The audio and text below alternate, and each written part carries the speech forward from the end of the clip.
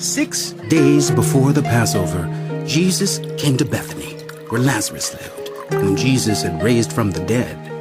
Here, a dinner was given in Jesus' honor.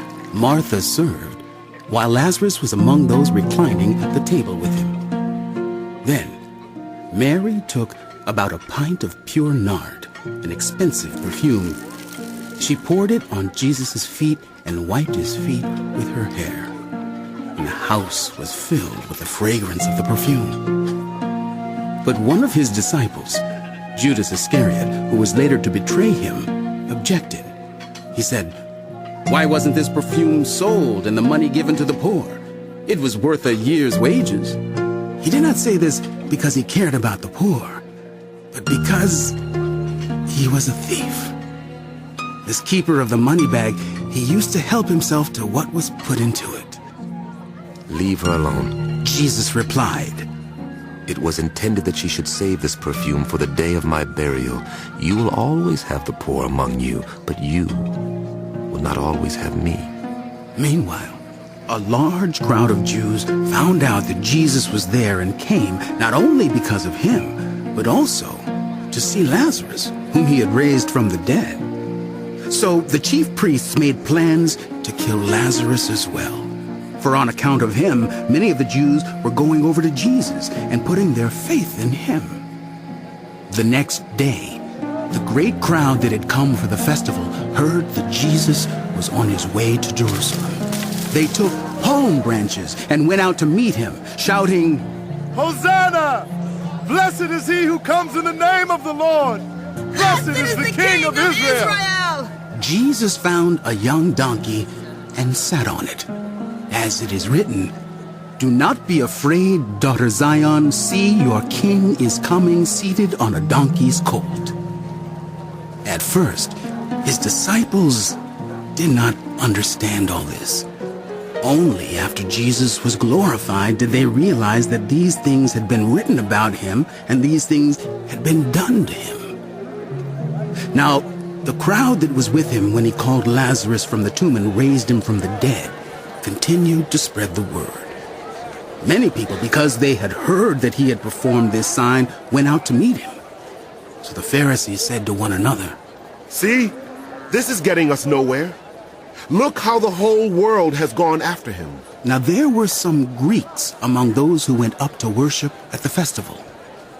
They came to Philip, who was from Bethsaida in Galilee, with a request. "Sir," they said, "we would like to see Jesus." Philip went to tell Andrew. Andrew and Philip in turn told Jesus. Jesus replied, "The hour has come for the Son of Man to be glorified. Very truly I tell you, unless a kernel of wheat falls to the ground and dies, it remains only a single seed. But if it dies, it produces many seeds. Those who love their life will lose it, while those who hate their life in this world will keep it for eternal life. Whoever serves me must follow me, and where I am, my servant also will be. My Father will honor the one who serves me. Now my soul is troubled, and what shall I say? Father, save me from this hour? No, it was for this very reason I came to this hour. Father, glorify your name." Then a voice came from heaven. "I have glorified it and will glorify it again." The crowd that was there and heard it said it had thundered. Others said an angel had spoken to him. Jesus said, This voice was for your benefit, not mine. Now is the time for judgment on this world. Now the prince of this world will be driven out.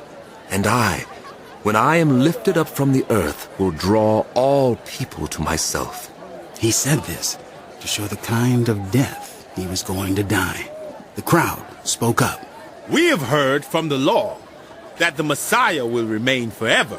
So how can you say the Son of Man must be lifted up?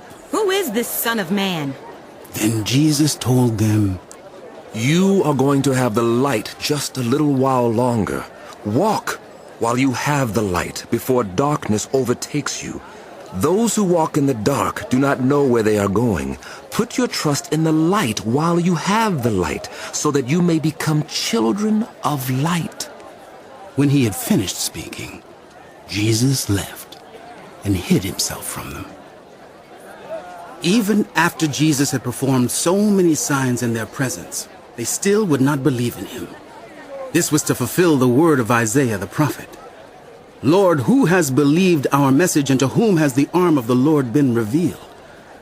For this reason, they could not believe, because, as Isaiah says elsewhere, "He has blinded their eyes and hardened their hearts, so they can neither see with their eyes nor understand with their hearts, nor turn, and I would heal them." Isaiah said this because he saw Jesus' glory and spoke about him. Yet at the same time, many even among the leaders believed in him. But because of the Pharisees, they would not openly acknowledge their faith for fear they would be put out of the synagogue. For they loved human glory more than the glory of God. Then Jesus cried out, "Those who believe in me do not believe in me only, but in the one who sent me. When they look at me, they see the one who sent me. I have come into the world as a light, so that no one who believes in me should stay in darkness. As for those who hear my words but do not keep them, I do not judge them. For I did not come to judge the world, but to save the world.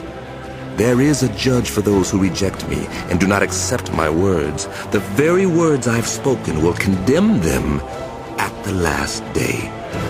For I did not speak on my own, but the Father who sent me commanded me to say all that I have spoken. I know that his command leads to eternal life. So whatever I say is just what the Father has told me to say."